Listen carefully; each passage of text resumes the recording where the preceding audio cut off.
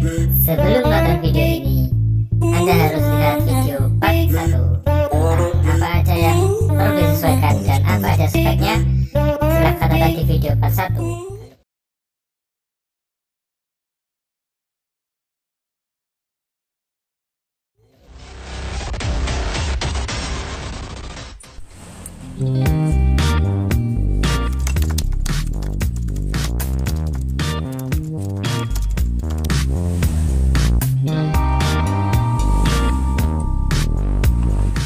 Nah, ini karena velgnya udah dibubut, udah dibuat drat juga buat untuk dudukan cakramnya. Ini dibor lalu dibuat drat, ditap. Nah, itu penampakannya kalau dari belakang kayak gini. Nah, sedangkan di sini yang aslinya buat asnya kampas rem ini udah kita lepas. Ini nanti kita tutup, entah tutupnya pakai apa ya. Mungkin bisa pakai lem besi lah. Nah, sekarang kita pasang dulu disnya atau piringannya. Ini piringan supanya.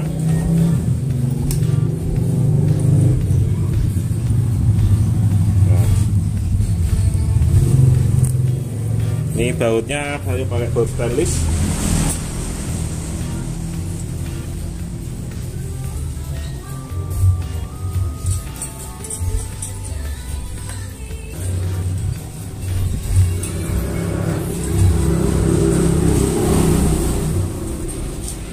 Nah, penampakannya seperti ini. Kalau bisa bautnya tuh dibuat sejajar sama ini, jangan terlalu keluar ya. Karena kalau terlalu keluar bisa mentok di as. Kalau bautnya tadi terlalu panjang bisa mentok di sini. Di sinilah. Kayak gitu. Nah, oke, ini udah kepasang disnya. Tinggal kita coba, semoga center ya. Tadi ngebornya.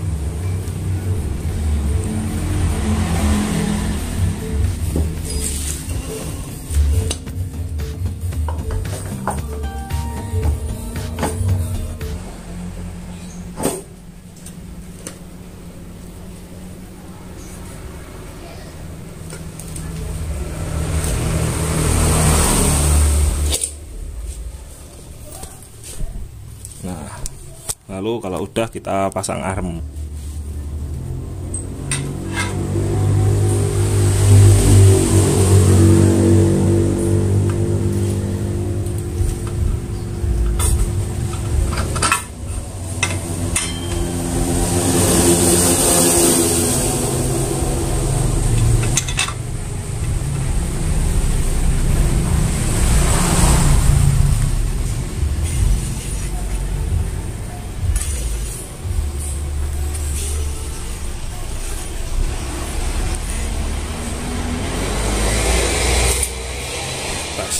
Oke, ini disk sudah terpasang. Nah, ini untuk cari tahu disk ini oleng gini apa enggak, ini sampai saya pakaikan dial indikator. Nah, ini di dial ya tetap ada oleng sedikit sih. Ini cuma 0,10. Jadi ke sini kan 10 ya, berarti kalau 0,05 kan olengnya 10. Nah, gitulah. Gak sampai setengah mili, sekitar 0,2 ini. 0,2 0,3. Nah, saya rasa segini udah cukup cukup presisi lah. 0,2 0,3 karena ya namanya modifan itu saya rasa kalau center 0 persis itu nggak bisa, karena meskipun asli pasti ada toleransi olengnya, jadi nggak bisa kalau center 0. Nah, cuma kalau secara visual mungkin segini sudah center ya. Nah, ini armnya ternyata di gerinda sekitar 2 mili, itu masih kurang, yang bawah ini terlalu mepet. Tuh, teman-teman. Nah, kita lepas dulu ini. Nah, jadi untuk kalipernya nanti, ini kalipernya ya. Ini tadi saya ukur selang, udah pas.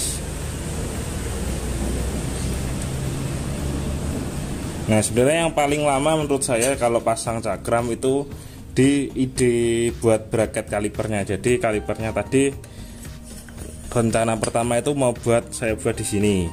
Nah, cuma kalau di sini itu bracketnya itu lumayan sulit atau lumayan banyak. Jadi harus ke sini sampai ke sini bracket si ini bautnya. Nah, bisa juga sebenarnya di bawah di sini. Nah, cuma kelihatannya aneh, nggak apa ya, nggak aneh soalnya piringannya besar. Kalau piringannya agak kecil, bracketnya di bawah sepertinya bisa. Bracketnya di bawah kayak gini. Nah, jadi kesimpulan akhirnya bracketnya saya taruh di sini. Nah, kesimpulan akhir bracket saya taruh di sini. Nah, sedangkan ini cara memasang bracketnya itu pakai ini adapternya. Nah, ini yang lama risetnya bagian ini nih. Jadi karena arm ini kalau kita perhatikan serius ya, arm ini itu nggak lurus posisinya. Nah, dan posisinya ini plat atasnya ini itu nggak siku sama bawah. Nah, jadi ada kemiringan. Nah, sehingga yang sulit itu malah menurut saya bikin ini bracketnya. Nah, jadi bracketnya bentuknya malah kayak gini. Ini nggak lurus kalau dilihat. Nah, jadi ini emang ngikutin armnya. Jadi armnya kayak gini memang. Nah, jadi yang lama bikin bracketnya ini meskipun kayak gini itu 1 hari bisa itu idenya bikin bracket yang sip itu. Nah, kayak gini teman-teman. Jadi ini udah saya buat drat juga di sini.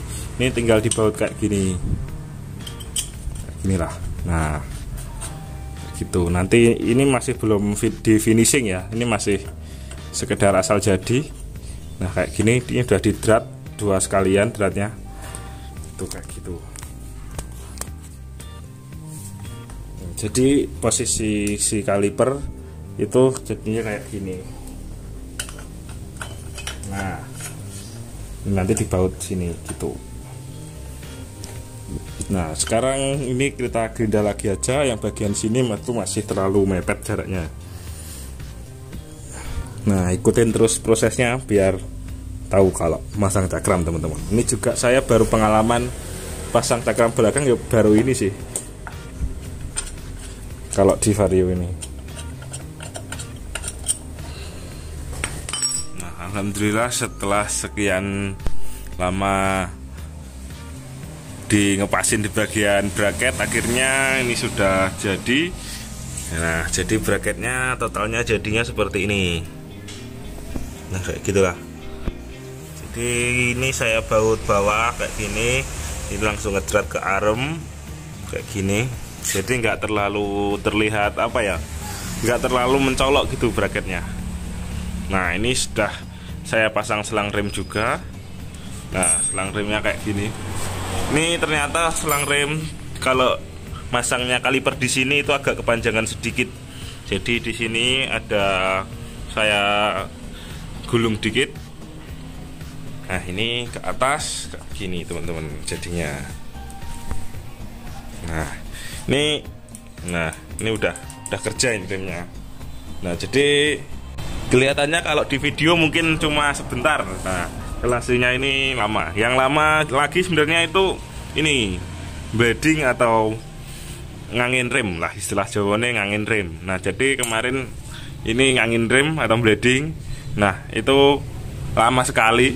Nah, ternyata yang bikin lama bleedingnya itu yang membuat anginnya nggak keluar-keluar. Nah, itu posisi selangnya itu gini teman-teman, naik gini. Nah, setelah saya ini kaliper saya turunkan ke sini, selang saya luruskan, akhirnya gampang untuk ngangin remnya. Nah, itu jadi ngangin rem, kalau selang remnya ini panjang, ngangin remnya juga lama. Itu untuk keluarnya sampai saya vakum pakai sedotan juga, sedotan suntikan maksudnya. Nah, akhirnya sudah bisa normal. Nah, ini. Nah, untuk ukuran cakram menurut saya segini ya udah normal sih ya. Nah, kayak gitu teman-teman. Ini tinggal test drive. Jadi kayak gitu penampakannya. Nah, cuma masih ada PR lagi, PR 1 2 ding. Masih ada 2 PR. Nah, PR-nya nih. Nah, ini switch rem. Kelihatan nggak ya?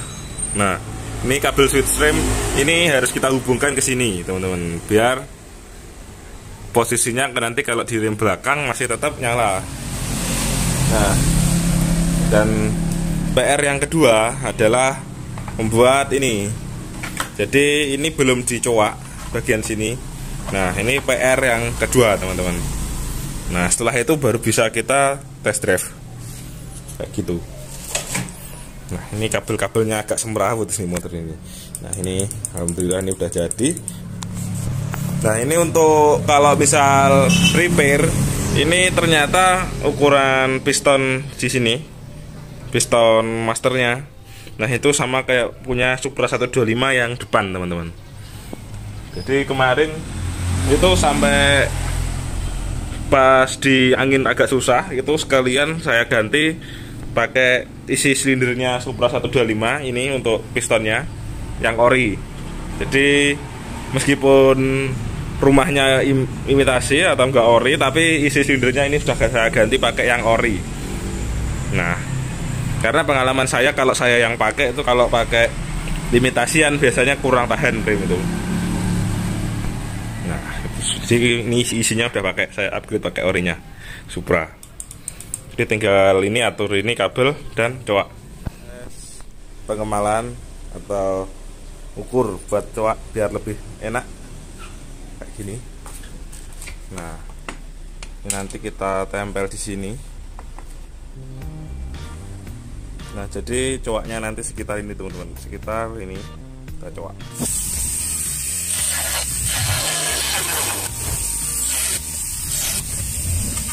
Oke, setelah jadi kayak gini, teman-teman, penampakannya.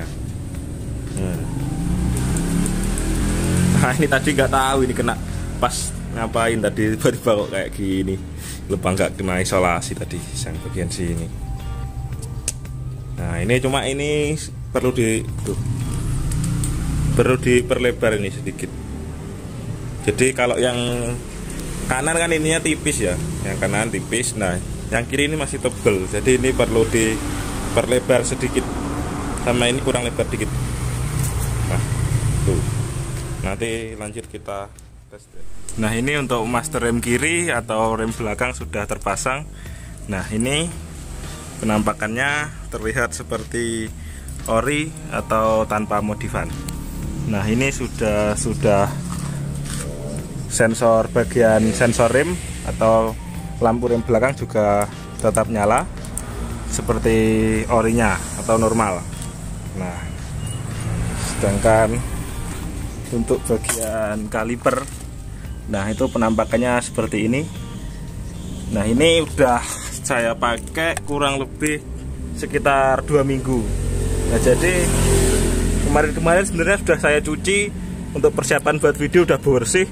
Nah, tapi ternyata hujan terus, jadi belum sempat tes. Udah dipakai lagi, jadi udah posisi kotor kayak gini aja nggak apa-apa ya. Nah, ini penampakan kalau dari sisi belakang, dari sisi atas. Nah, kalau dari sisi samping mungkin seperti ini. Ini udah kotor lagi. Oke, langsung aja kita test drive.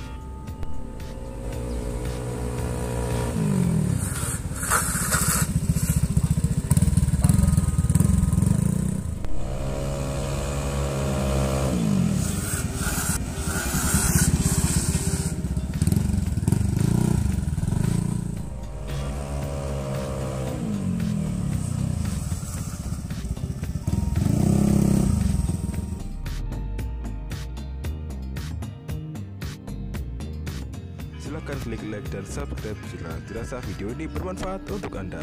Jangan lupa ke channel kami. Terima kasih telah menonton.